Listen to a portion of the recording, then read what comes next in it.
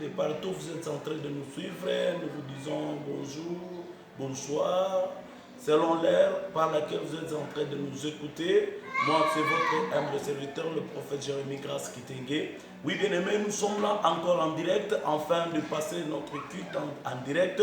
Et nous allons partager la parole de Dieu. Mais avant cela, là où tu es, bien-aimé, tu vas prendre une bonne attitude de prière. Nous allons d'abord dire merci et remercier l'Éternel pour sa grâce et pour ce temps favorable que le Seigneur vient de nous accorder. Tendre Père, nous te disons merci pour ce temps favorable éternel que tu viens de nous accorder avec ton peuple afin de partager la parole de Dieu. Éternel Dieu de gloire, reçois toute la gloire, reçois toutes les actions de grâce. Seigneur Dieu de bonté, nous implorons ta présence. Laisse que ton règne vienne enseigner. C'est dans le nom puissant de Jésus-Christ de Nazareth où nous anéantissons tout ce qui ne confesse pas ta Seigneurie, toute puissance de l'ennemi, toute pensée de l'ennemi. Dans le nom de Jésus, que cela soit détruit au nom puissant de Jésus. Laisse que ta parole soit prêchée, Seigneur, dans toute la liberté du Saint-Esprit, car il est écrit que c'était dans leur détresse où ils crièrent à l'Éternel, et l'Éternel Dieu envoya sa parole, et sa parole les a guéris. Père, merci pour ce temps favorable. Reçois la gloire, reçois les actions de grâce au nom de Jésus. À nous la grâce éternelle et à toi toutes les actions de grâce au nom puissant de Jésus. Amen. Oui, bien-aimés, de partout vous êtes en train de nous suivre. Nous allons partager avec vous une pensée que l'Éternel Dieu nous a mis à cœur afin de partager avec vous. Nous sommes en direct. Vous êtes en train de nous suivre à partir de Facebook. Et il y a ceux-là aussi qui sont en train de nous suivre à partir de WhatsApp en direct. Que le Seigneur Dieu vraiment vous bénisse abondamment. Bien-aimés, nous allons partager quelque chose que le Seigneur Dieu nous a mis à cœur.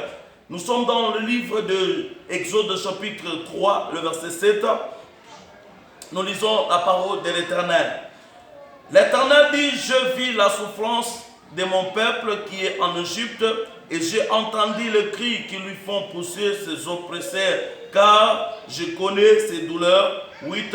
Je suis descendu pour le délivrer et faire monter dans ce pays, dans un bon et vaste pays, dans un pays où coule le lait et le miel, les lieux qu'habitent le Cananéen, les Étiens, le Phérézien, les Amoréens, les Éviens et les Jébusiens. Parole du Seigneur. Que le Seigneur Dieu vous bénisse abondamment. Bien-aimés, j'aimerais parler de quelque chose et je sais que cela sera pour toi une pensée qui va te consoler, qui va t'encourager. Toi qui te retrouves dans des moments peut-être découragés, parce que nous savons que ce moment, beaucoup des enfants de Dieu sont dans leur maison. Nous sommes un moment qui est un moment difficile, que la Bible nous a déjà prévenu. Mais j'aimerais dire à quelqu'un que cela n'est pas la fin, parce que la Bible dit bien, lorsque vous allez entendre des moments pareils arriver, des circonstances pareilles arriver, cela annonce la fin du temps. Mais la Bible dit, ça ne sera pas la fin.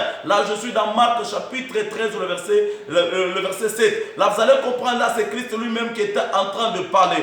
Que le Seigneur Dieu vous bénisse abondamment, parce que là, bien aimé, nous allons partager avec vous un thème qui va beaucoup nous aider, nous réconforter, nous relever encore, redonner encore notre foi. Bien aimé, je vais parler, c'est un thème, l'Éternel Dieu descend. Alléluia, que Dieu vous bénisse abondamment. Pour que l'Éternel Dieu descende et délivre, mais bien aimé dans le Seigneur, il y a d'abord l'attitude de la personne. C'est l'attitude de nous, peuple de Dieu, qui va pousser à l'Éternel Dieu d'agir dans notre vie. Ici, nous voyons, c'est l'histoire où on est en train de nous parler, l'histoire de cet homme de Moïse et des enfants d'Israël et de Pharaon. C'est-à-dire les trois personnages ici qui sont influents que nous sommes en train de voir. On nous parle de Moïse, on nous parle de Pharaon, on nous parle aussi des enfants d'Israël. La Bible dit que c'est un moment où les enfants d'Israël se retrouvaient dans l'esclavage, où Pharaon était en train de dominer sur eux. Vous allez voir que les enfants d'Israël ne se sont pas retrouvés esclaves de Pharaon, mais c'était déjà une prophétie qui a été déjà prophétisée au travers de ce qu'Abraham avait fait. La Bible dit lorsque Dieu avait demandé à Abraham de faire un sacrifice, maintenant lorsque Abraham a fait le sacrifice, il a oublié de couper les oiseaux. Maintenant les oiseaux ont pris les sacrifices, ont touché à ce qui était le sacrifice du vin. Maintenant, l'Éternel Dieu a commencé à parler à Abraham. Il dit, Abraham, à cause de ce que tu as fait, là je suis dans Genèse, la Bible dit, à cause de ce que tu as fait, sache qu'Abraham, toi tu mourras avec une longue vieillesse et tu seras béni, mais sache que ta descendance seront esclaves, ils seront opprimés dans un pays qui seront des étrangers, on les opprimera pendant 400 ans. Mais après cela, moi l'Éternel Dieu, je descendrai afin de les délivrer et après quoi juger la nation. Alléluia.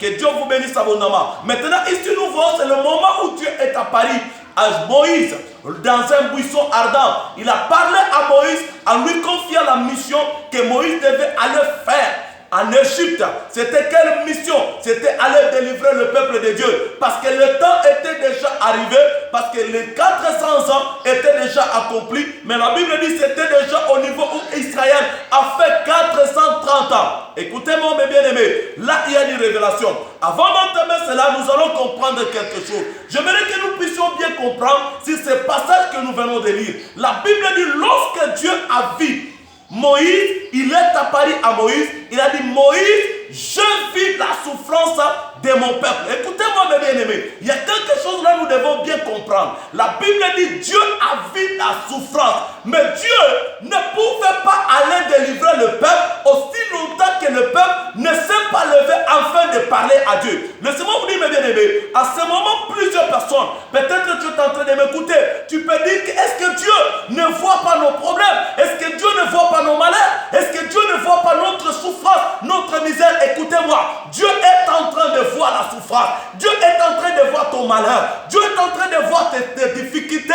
Mais le problème, c'est que Dieu attend et que tu puisses parler. La Bible dit, lorsque Moïse, Dieu parlait avec Moïse, il a dit, je vis la souffrance de mon peuple qui est en Égypte. Je vis ses douleurs. Je vis ce que lui font ses oppresseurs.